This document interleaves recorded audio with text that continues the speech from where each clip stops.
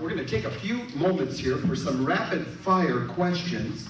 And Brad, I'm going to ask if you'll reach up there and grab that microphone. John or Jerry, grab that.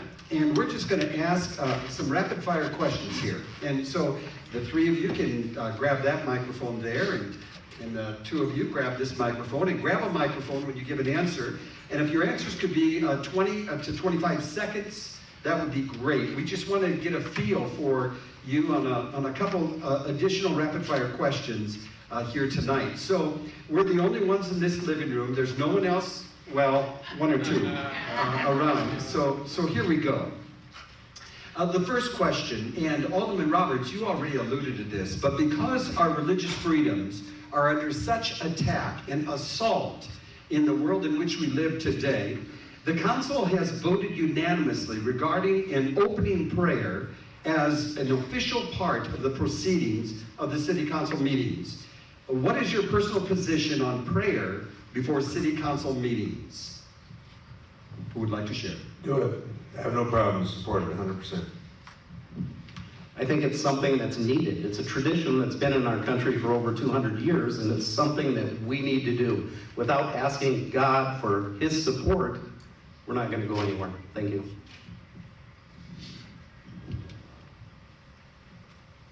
I think, well, just explain to you my prayer life. I would always vote to support prayer before the meeting. As long as we keep all denominations coming in for all prayer, no problem. Speaking for my people, we've had prayer for thousands of years, but that is kept in your personal home. For we don't share our way of life with anyone because that's ours, as with any denomination. Okay, thank you all. Any other comment from anyone on this? Second question, would you favor or oppose the Rapid City Council raising property tax levies according to the CPI, the Consumer Price Index, and why? Normally, yes, and I tell you why. It's because the cost of operating the city, whether it's fuel, tires, parts, and so forth for the departments, police, fire, streets, snow removal, all increase, and all that CPI is adjusting for inflation. Thank you. I do not agree with raising city property taxes as long as our growth is staying ahead of the CPI, and it has been over the last 3 years. We have had tremendous growth in Rapid City, and I think as long as we can keep growing, we can hold the line on it. I was in a position to where CPI, when I first got here, was being taken, and it helped. The city has to keep up with everything that it's doing, and some years you don't have to take it, some years you're going to have to take it, but it needs to be budgeted on specific projects when you do, and it can't be budgeted on staff.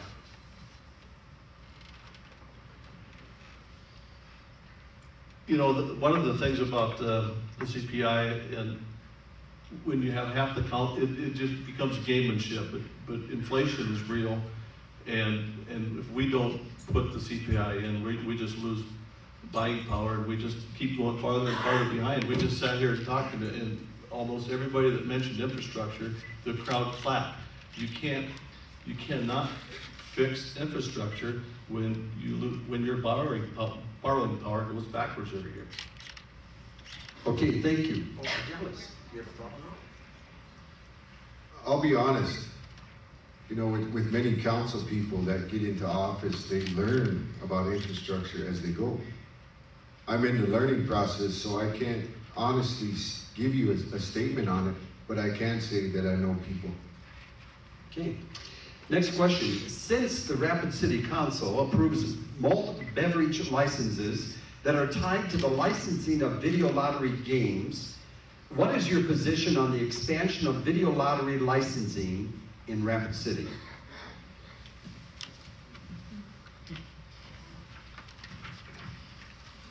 Well, fundamentally, I don't think video lottery is really economic development tool. I think it's a cost. And I'm not a hot fan of it. I think some of it we got, okay, it's entertainment. But to expand it as an economic tool, I think it takes money and resources from people that can't afford it, and it's a plague if we get too carried away. I don't think it should be anything other than very minimal entertainment. Thank you. And I will have to agree with Jerry Wright on that. We don't agree about too many things, but no, actually, we agree quite a few things. But I think the cost of it is way higher than what the state is getting out of it. You know, when they originally did this, it was supposed to be for property tax increase. It was supposed to be for schools, yet all of our schools have problems, and we see our property taxes raising every year. So I don't think that it's doing what it was intended to do, and I think it's causing more harm than good. I'm fine with no more increase in video lottery in this town. I'm fine with it too. I don't even know what the games are. I've never been in one, but I can't see expanding video lottery for economic development.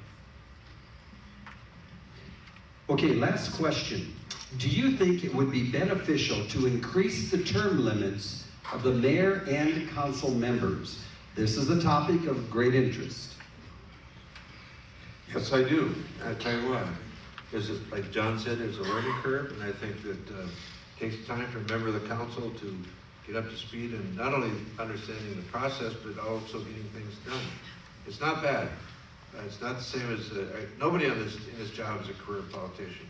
It's just it's public service. But you're going to be there, and most people on the council are not trained as finance or attorneys or public works people. And it's a powerful learning curve to get things done. They need to be given some time to get it done. And elections are really expensive. And Jerry, currently the terms for city council and mayor is what? 2 years. I'd support 3. I think there's a lot of debate on this issue. I think there are pros and cons on both sides of it. I think that if this ever does get done, it needs to go to the people, and the people need to vote on it. I see, like I said, pros and cons on both of it. One pro I find in 2 years is we are held accountable. If we do something wrong, you have a chance to get rid of us every 2 years. If we do something wrong in the first year of a 3-year term, you may forget.